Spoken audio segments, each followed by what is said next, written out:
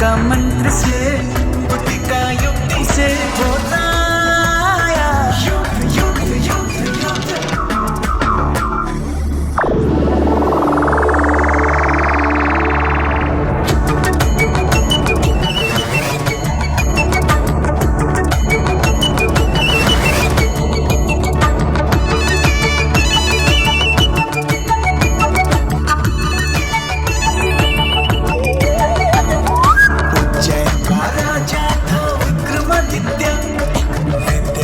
शास्त्र में था महापंडित,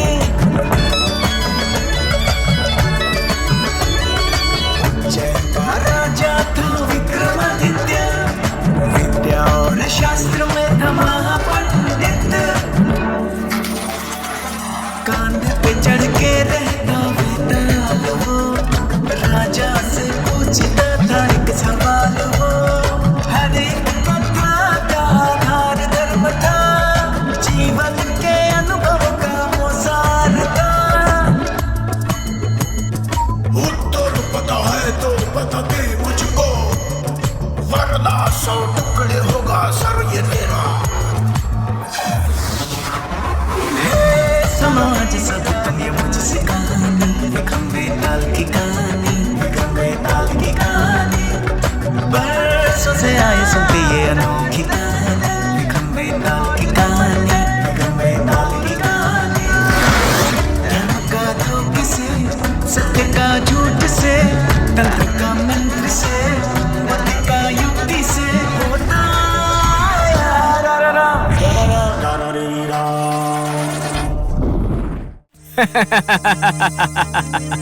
सुनो राजेंद्र, जिद में आकर तुम मुझे लेकर तो जा रहे हो, लेकिन मैं तुम्हारे छल को मान गया हूँ। किंतु राजेंद्र, चुप रहना मेरी फितरत में नहीं है। तुम्हारे रास्ते की प्यास बुझाने के लिए मैं तुम्हें एक मजेदार कहानी सुनाता हूँ, तुम बस सुनते जाओ। एक गांव में काशीनाथ नाम का एक व्यक्ति रहता था। वो बहुत गरीब था बेचारा, बीवी चल बसी थी और उसकी 2 बेटियां थी। उसे कुछ रोग भी था, एक एक दिन के लिए खाने का बंदोबस्त भी नहीं हो पाता था। ऐसे ही हालात रहने पर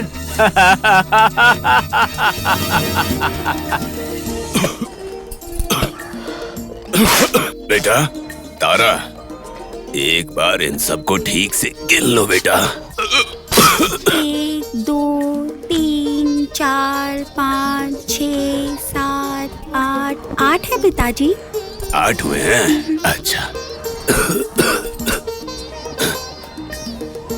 पिताजी ये सब क्यों बनाना है? ये हमारा पेशा है बेटी, ये हमारा काम है, और काम करने से ही ईश्वर हमें 2 वक्त की रोटी, बदन पे कपड़ा सब देते हैं। जो काम नहीं करते वो परेशान रहते हैं, इसीलिए हम सबको काम करना चाहिए बेटी। अच्छा? हाँ बेटी। पिताजी, पहले ही आपकी तबीयत ठीक नहीं है, दीजिए मैं बेच कर आती हूँ। नहीं बेटी, मैं ही जाके बेच दूंगा। ये सब ले जाके देवदत्त को देना है बेटी, नहीं तो हमें काम नहीं मिलेगा कल से, और काम नहीं मिला तो खाना भी नहीं। हाँ तो उसके लिए आपकी तबीयत अभी ठीक नहीं है, मुझे दीजिए मैं बेच कर आती हूँ। नहीं बेटी, बेटियों से कठिन काम नहीं करवाए जाते। पर क्यों पिताजी, क्या बेटियां खाना नहीं खाती? खाती है, तू बहुत होशियार है। मतलब जब तक मैं जिंदा हूँ तो मैं नहीं चाहता कि मेरी बेटियां कठिन काम करें।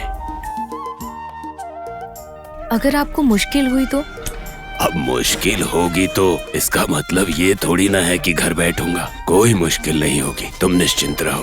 पिताजी मैं भी साथ आऊं? नहीं बेटी, तुम ना यहीं पर अपनी दीदी के साथ रुकना। ये मैं देवदत्त को दूंगा और इसके बदले में रोटियां लेकर आऊंगा। अब मैं चलता हूँ, ठीक है बेटा? ध्यान रखना। गंगा, क्या हुआ पिताजी? बेटी जरा यहाँ आओ। क्या पिताजी आप भी आराम करने बोला तो भी नहीं सुनते हैं। तबीयत ठीक नहीं है फिर भी इतना सारा काम। आप सो जाइए, मैं जाकर उस पंडित के पास से दवाई लेकर आती हूँ। नहीं चाहिए बेटी। हमारी गरीबी का इलाज कर दे ऐसा कोई नहीं है बेटी। बस एक ऊपर वाले के सिवा वही है। पिताजी मुझे बहुत भूख लगी है, कुछ खाने के लिए दे दो ना। तुम चुप रहो, पिताजी की तबीयत ठीक नहीं है और तुम्हें बस अपनी ही चिंता है। अरे गुस्सा मत करो बेटी, छोटी बच्ची है ये, दे दो अगर कुछ है तो। आप आज कहीं मत जाइए, बस चुपचाप आराम कीजिए। मैं आज कुछ नहीं कर पा रहा हूँ, इसीलिए तुम्हें बुलाया है। क्या करना है पिताजी? ये जो सब है ना, ये ले जाके देवदत्त को दे देना और बदले में वो तुम्हें रोटी देगा, वो ले आना। पिताजी देवदत्त कितनी रोटी देंगे? 3 रोटियां देंगे बेटी। 3 रोटी देंगे, एक आपको, एक मेरे लिए और एक दीदी के लिए। पिताजी मैं जाकर आती हूँ। जल्दी आ जाना बेटी। ए तारा, पिताजी को परेशान मत करना, बाहर जाकर खेल लेना, ठीक है? पिताजी आप सो जाइए, मैं खेलने जा रही हूँ। पिताजी मैं भी चलती हूँ। हाँ बेटी जाओ। तो मैं चलूं देवदत्त? हाँ। देवदत्त जी। क्यों बेटी, तुम्हारे पिताजी नहीं आए? नहीं, उनकी तबीयत ठीक नहीं है। कितने हैं बेटी? 8 हैं देवदत्त जी। अच्छा,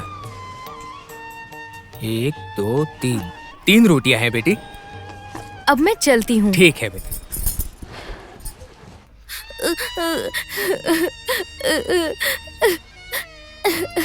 चुप हो जा। मत मारो माँ। चुप हो जा। चुप क्यों नहीं होता तू? हाँ चुप क्यों नहीं होता? माँ, मुझे भूख लगी है, मुझे खाने को कुछ दो। खाना कहाँ से लाऊं मैं? तुम्हारा पेट कैसे भरूं? 4 दिन से कितने घरों में जा चुकी हूँ, फिर भी किसी ने कुछ नहीं दिया। तू ऐसे ही करता रहा तो मैं घर छोड़कर चली जाऊंगी। मत जाओ माँ, आप चली गई तो हम अकेले रह जाएंगे। कौन हो सकता है ये? इतना क्यों रो रहे हैं?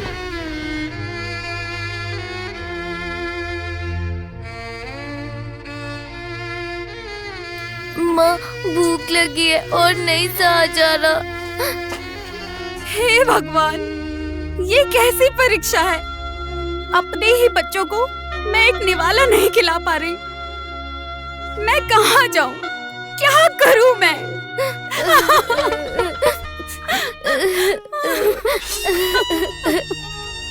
माँ जी। कौन हो बेटी तुम? यहाँ क्यों आई हो? ये पेट भी खाली है और ये घर भी खाली है। रोने से आंख में पानी भी नहीं आएगा, सब कुछ सूख चुका है। मैं कुछ मांगने नहीं आई हूँ माँ जी। तो फिर? मुझे आपकी परेशानियों का पता चला। 1 दिन की भूख नहीं है, 4 दिन से भूखे हैं। ये पापी जन्म अभी तक नहीं मरा। मैं सब कुछ सह लूंगी, लेकिन अपने बच्चों की भूख मुझसे नहीं देखी जाती। ऐसे ही हालात रहे तो कुएं या तालाब में डूबकर मर जाऊंगी। नहीं माँ जी, ऐसा क्रूर निर्णय मत लीजिए। तो और क्या करूं बेटी? लीजिए, मेरे पास 3 रोटियां हैं, इसे आप ले लीजिए। अभी के लिए इससे आपकी भूख मिट जाएगी। दे रही हूँ बेटा, दे रही हूँ। ये लो, तुम भी लो। आप भी लीजिए माँ जी।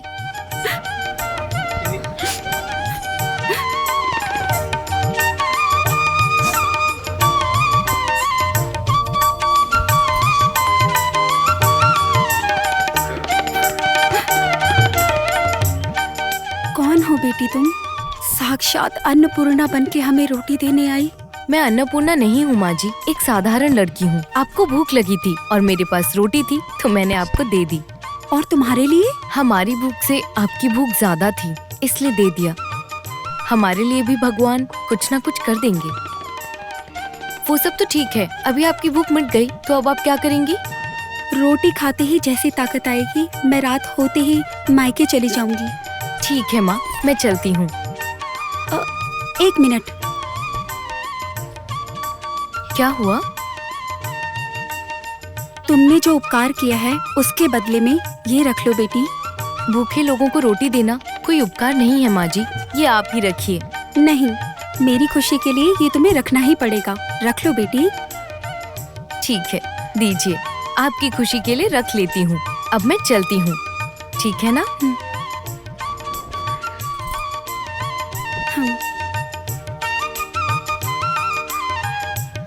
हे भगवान, इन्हें सदैव खुश रखना।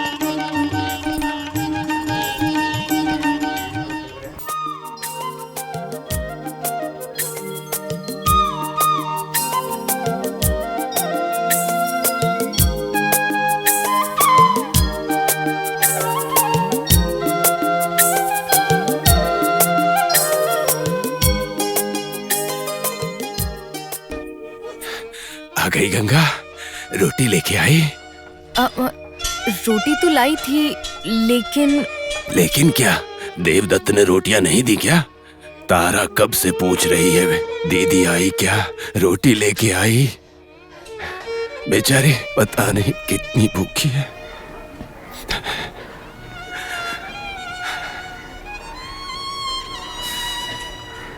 पिताजी, अगर आप बुरा नहीं मानेंगे तो मैं आपको सब कुछ बता देती हूँ। क्या बात है, बोलो। मैं धागा देकर रोटी लेकर आ ही रही थी, तब मुझे एक घर से बच्चों का रोना सुनाई दिया। जाकर देखा, बेचारी उनकी माँ क्या करूँ क्या ना करूँ ये सोचकर रो रही थी। कह रही थी कि 4 दिनों से बच्चों ने कुछ भी नहीं खाया है। ये देखकर मेरा मन पिघल गया पिताजी, इसीलिए वो रोटी मैंने उन लोगों को दे दी। पिताजी, मैंने कुछ गलत किया क्या? नहीं बेटी, भूखों को खाना देने से ऊपर वाला आशीर्वाद देता है। क्या हुआ, एक दिन भूखे रहेंगे तो हम लोग मर थोड़ी ना जाएंगे। और पिताजी, मेरे बहुत मना करने के बाद भी उन माँ जी ने मुझे अपने घर का मटका दिया। ये देखिए। दीदी, रोटी लेकर आ गई। मुझे बहुत तेज भूख लगी है, मुझे दे दो ना। तारा, आज रोटी नहीं है। मुझे बहुत भूख लगी है, मुझे रोटी ही चाहिए।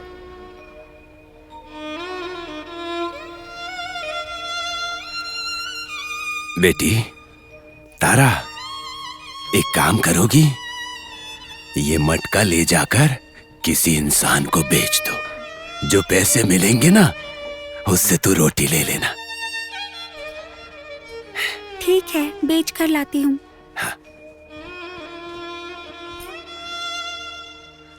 बेचारी पता नहीं कितनी भूखी है। पिताजी, आप दुखी मत होइए, भगवान कुछ अच्छा ही करेंगे।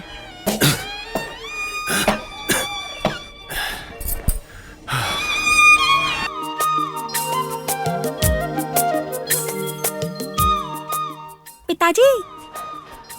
तारा, मटका बिक गया? हाँ पिताजी, रास्ते में किसी ने भी नहीं खरीदा। बाद में एक भले आदमी मिले, उन्होंने मटके के बदले मुझे मछली दी और मैं लेके चले आई। गंगा, क्या हुआ पिताजी? ये देखो बेटी, हमारी तारा को देखो मछली लेकर आई। अच्छा सुनो ना, इसमें नमक डाल के अच्छी तरह पका दो, हाथ चल जाएगा। ले जाकर जल्दी पकाओ, बहुत भूख लगी है तारा को। पिताजी। क्या हुआ बेटी? ये देखिए पिताजी, मछली के पेट में मोती मिला। कितना अच्छा है। ऊपर वाले अपरंपार लीला। पिताजी, ये बहुत कीमती होगा ना? मुझे क्या पता बेटी, मैंने तो पहले कभी देखा भी नहीं है। अच्छा रुको, मेरा एक दोस्त है, लक्ष्मण नाम है उसका, मैं जाकर उसी से पूछता हूँ। ठीक है पिताजी। ओहो, ये तो बहुत कीमती मोती है, लेकिन मैं क्या करूं? मेरे पास इसे खरीदने के लिए पैसे नहीं है। लेकिन इसे खरीदने की योग्यता हमारे गांव के दामोदर शेट्टी के पास है। चलो उनके पास चलते हैं। चलो।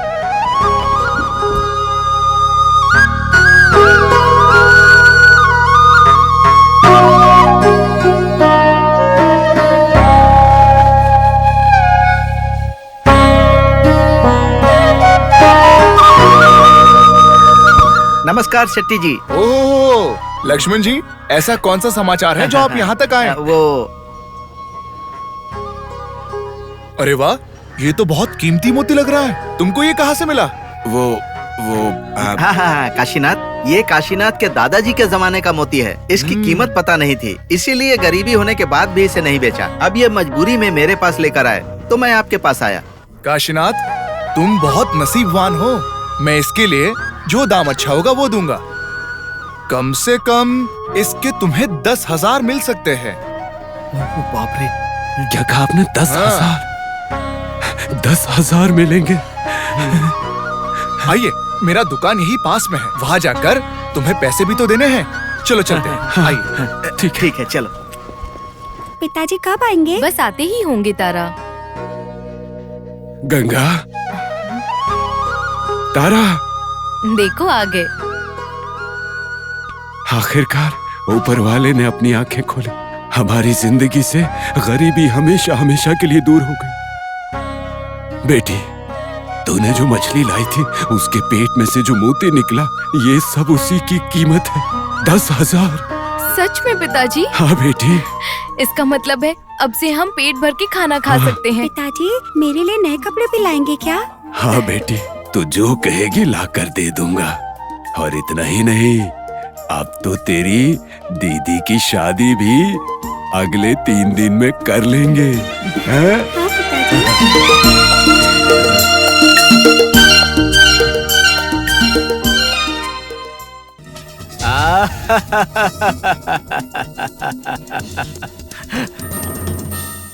हे राजन, दुनिया में अगर सबको ऐसा मौका मिलता तो गरीबी ही नहीं होती।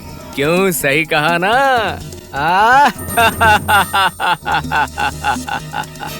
लेकिन ये कभी मुमकिन नहीं हो सकता।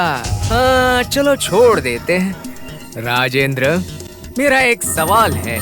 काशीनाथ को अचानक संपत्ति प्राप्त होने का कारण उसका नसीब था या उसकी तकदीर थी? बताओ, जरा सोचो राजन। इस सवाल का जवाब पता होकर भी अगर तुमने नहीं दिया तो तुम्हारा सर